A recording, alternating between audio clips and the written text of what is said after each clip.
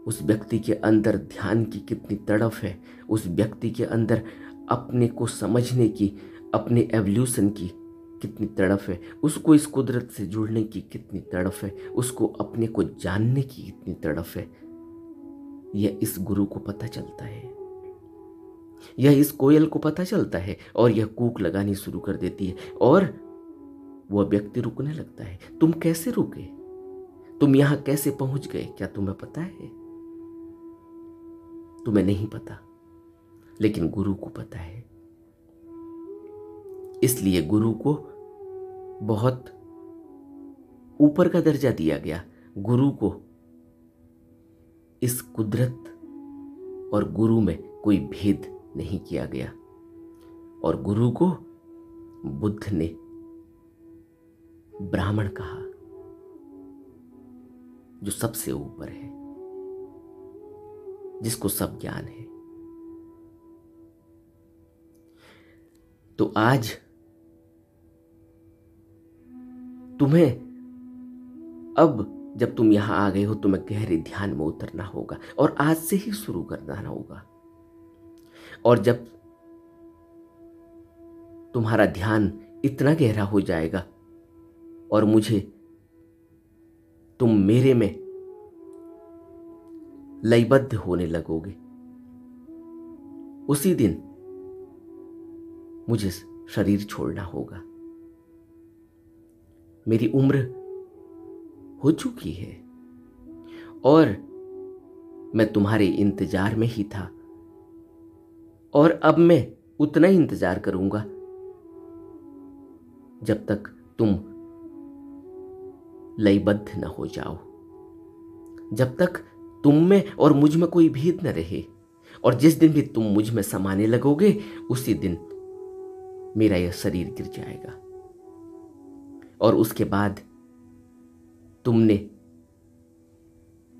यहां आए हर व्यक्ति का सहारा बनना है। यहां आए हर उस व्यक्ति को जिसको ध्यान यहां खींच कर लाया है, उसको सहारा देना है, उसको इस कुदरत से जोड़ना है, उसको ध्यान सिखाना है। और कहते हैं कि उस डॉक्टर ने गहरा ध्यान करना शुरू कर दिया और गुरु के सानिध्य में वह अब दिन रात ध्यान में रहने लगा।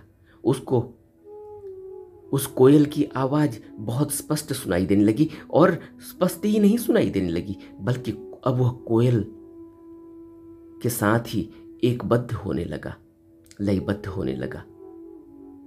और धीरे धीरे यह लयबद्धता इतनी बढ़ गई कि अब उस गुरु क्या सोच रहे हैं और कोयल क्या सोच रही है और यह पूरा अस्तित्व, इसमें क्या घटना घट रही है, उसका सब आभास होने लगा। और एक दिन कहते हैं कि वो गुरु में ही लीन हो गया और जैसे ही वो लयबद्ध हुआ गुरु से, गुरु ने उसको वह सब दे दिया, वह खजाने की चाबी दे दी जो गुरु के पास थी। यानी गुरु ने उसको इस कुदरत में लयबद्ध कर दिया और उसको गुरु बना दिया। शिष्य से गुरु बनने की यह घटना ऐसे घटती है और कैसे एक गुरु शिष्य को तैयार करता है और उसको सहारा देता है, यह इस कहानी के माध्यम से समझाया गया। और कहते हैं कि इसके बाद जब गुरु ने शरीर छोड़ दिया, उसके बाद से वह व्यक्ति, वह डॉक्टर गुरु के वह सब काम करने लगा जो गुरु किया करते थे। वह लोगों को, जिनको भी वह बुलाता, जिनको भी ध्यान में रस होता, उनको वह पूरे संसार से बुलाता और उनको ध्यान सिखाता।